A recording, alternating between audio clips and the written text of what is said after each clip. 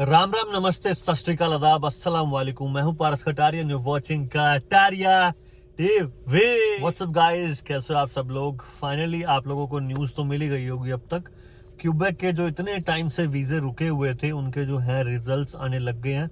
फिर भी मुझे आज भी कम से कम 5 से 6 कॉल्स आए होंगे इंडिया से, कनाडा से, कुछ जो रिलेटिव्स यहाँ पे रहते हैं उनके कॉल्स आए थे और वो यही पूछ रहे थे कि आपकी वीडियो नहीं आई, क्या वीज़े आने शुरू हुए हैं या नहीं हुए। बहुत सारे लोग कह रहे हैं कि आने लग गए हैं, या क्यूबेक के नहीं आ रहे, दूसरे प्रोविंस के आ रहे हैं। पहले दूसरे प्रोविंस के भी नहीं आ रहे थे, उनके आने लग गए हैं। बाकी चैनल पे नहीं हो, सब्सक्राइब नहीं किया तो सब्सक्राइब कर लो, नीचे दिए हुए रेड बटन को जरूर क्लिक करना। क्यूबेक के वीज़े की बात करता हूँ, बहुत टाइम से, आई थिंक साल होने वाला, साल हो ही गया, आई थिंक साल से रुके हुए थे। बीच में CAQ भी सस्पेंड हो गए थे, CAQ भी आने लग गए थे, बट अब फाइनली जो है रिजल्ट्स आने लग गए। बहुत सारी फाइल्स जो थी वो रुकी हुई थी और अब फाइनली उन फाइल्स को क्लियर करा जा रहा है। तो देखने को मिल रहा है कि बहुत सारी रिफ्यूजल्स भी आ रही है और बहुत सारी एक्सेप्टेंस भी आ रही है। रिफ्यूजल जो देखने को मिल रही है ज़्यादा मिल रही है, जैसे कि मेरी टीम के आज 4 वीज़े आए और 6 रिफ्यूजल्स आई। सो जो रेशियो है वो रिफ्यूजल का थोड़ा सा ऊपर चल रहा है, क्योंकि जैसे मैंने आपको बताया था कि मॉन्ट्रियल में एक वार्निंग मिली है कॉलेजेस को कि आपको जितने नंबर्स बोले गए थे एनरोल करने के लिए स्टूडेंट्स को, आप उससे ज़्यादा कर रहे हो। तो उस हिसाब से वो उसको देखते हुए कि कौन सा किस इनटेक में जा रहा है और उसी हिसाब से उसको जो है वो सॉर्ट आउट कर रहे हैं और फाइल्स को रिफ्यूज़ल या एक्सेप्टेंस दे रहे हैं, फाइल टू फाइल, उनकी कैटेगरी और उनकी जो रिक्वायरमेंट है इमिग्रेशन की और जो मार्क्स हैं, जो आयल्स हैं, जो कोर्स सही चूज़ किया है, उस हिसाब से उनको एक्सेप्टेंस दे रहे हैं या फिर उनको रिफ्यूज़ल दे रहे हैं। But finally the thing is कि रिजल्ट आने लग गए हैं।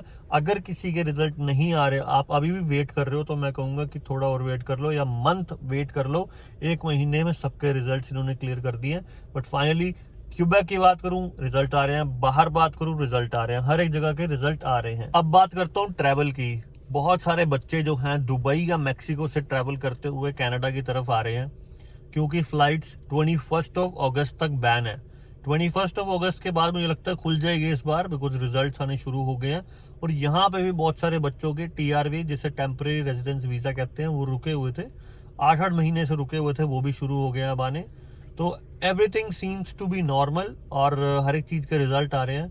बट साथ साथ हमेशा जब भी ऐसा कुछ होता है, जब ज़्यादा रिजल्ट्स आते हैं, एकदम सब कुछ खुलता है, तो प्रॉब्लम्स भी साथ साथ आती है।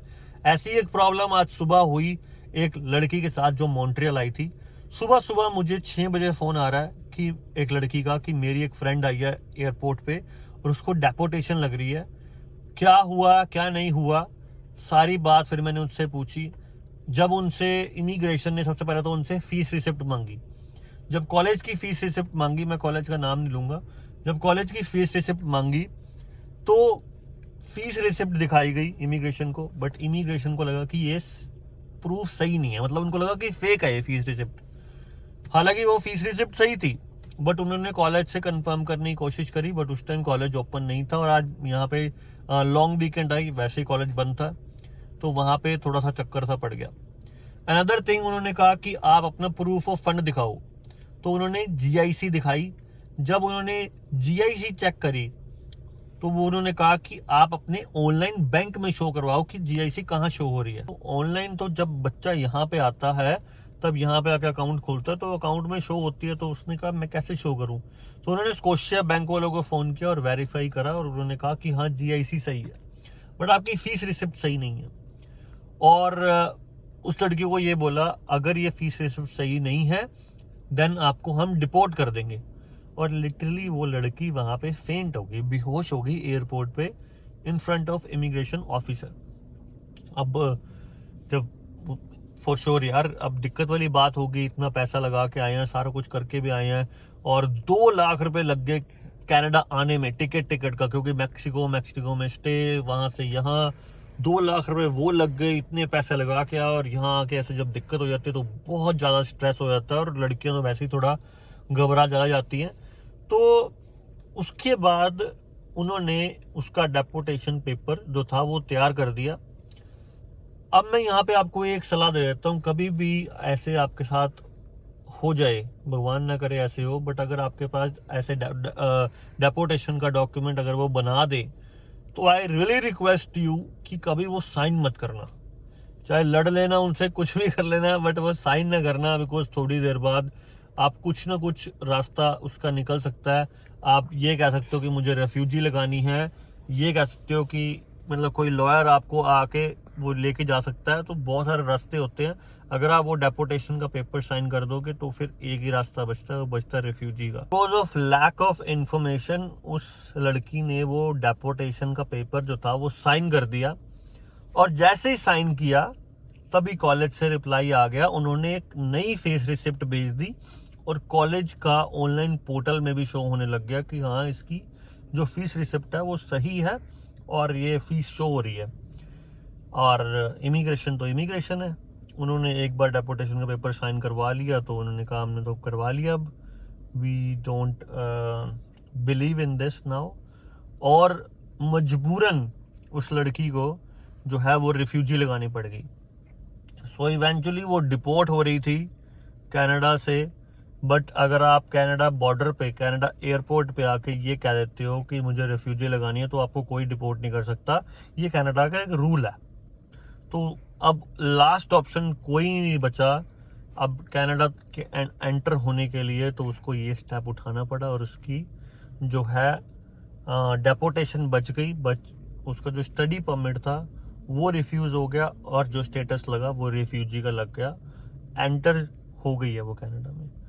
सो मैं आपको सिर्फ यही चीज़ एक बताना चाहता हूँ कि अगर आप कनाडा में आ रहे हो, स्टूडेंट हो, एक अपनी फीस रिसिप्ट लेके आ रहे हो, साथ साथ एक ऑनलाइन पोर्टल होता है हर एक कॉलेज का, हर एक बच्चे की स्टूडेंट आईडी पासवर्ड बनता है। ओमनी मॉक्स बहुत ज़्यादा चलता है यहाँ पे, अगर आपने ऑनलाइन क्लासेस लगाई है तो आपको पता होगा। उसमें आपकी फ़ीस शो होती है, फ़ीस कितनी भरी है, या कॉलेज से एक एक्स्ट्रा प्रूफ मंगवा सकते हो। जीआई से आप लेके आ रहे हो तो स्कोशिया बैंक वाले कंफर्म कर देंगे। थर्ड थिंग आप क्या कर सकते हो, प्रूफ के लिए अपनी जो पैसों का प्रूफ होता है, प्रूफ ऑफ फंड्स के लिए आप अपने मदर फादर की, किसी की इनकम टैक्स रिटर्न, या ग्रैंड पेरेंट या ग्रैंड मदर की इनकम टैक्स रिटर्न का प्रूफ लेके आ सकते हो। वो बहुत अच्छा एक प्रूफ है कि आपके पास आपकी इतनी इनकम है, आपकी इतनी सैलरी, इतना टैक्स भर रहे हो, तो आपको सपोर्ट मिलेगी आपके पेरेंट्स की तरफ से। चीज में आपको इमिग्रेशन ऑफिसर कुछ नहीं करेगा और आपको हेल्प मिलेगी, और यहाँ पे आपको कोई प्रॉब्लम नहीं होगा, आप एंटर कर जाओगे Canada as a legal student. तो ये बहुत सारी चीज़ें ध्यान रखनी होती है। अगर आप भी ऐसी कुछ प्रॉब्लम्स फेस कर रहे हो तो प्लीज़, मैं अपने ऑफिस का नंबर दे रहा हूँ, इस पे कॉल कर लेना, इसके व्हाट्सएप पे मैसेज कर देना, या इंस्टाग्राम कटारिया_सर्विसेज, इस इंस्टाग्राम पे आप कांटेक्ट कर सकते हो, या नीचे दिए हुए नंबर पे आप मुझे व्हाट्सएप कर सकते हो। सिर्फ यहाँ पे उन्हीं को रिप्लाई होगा, मेरी टीम उन्हीं को रिप्लाई करेगी जो स्टडी से रिलेटेड क्वेश्चन पूछेंगे। अगर कोई और दूसरे कोई क्वेश्चन पूछेगा तो उसको रिप्लाई नहीं मिलेगा। आई एम सॉरी टू से, बिकॉज उनको इतनी नॉलेज नहीं है। उनको जितनी नॉलेज है स्टडी की ही है और वो उसी का ही रिप्लाई करेंगे। सो यू बेटर टेक्स्ट कि आपको स्टडी से रिलेटेड जो करना हो। एंड ऐसे ही प्यार करते रहो, ऐसी मेरी वीडियोस देखते रहो। Keep watching, keep supporting Kataria TV. Stay healthy, stay fit, subscribe जरूर करके जाना।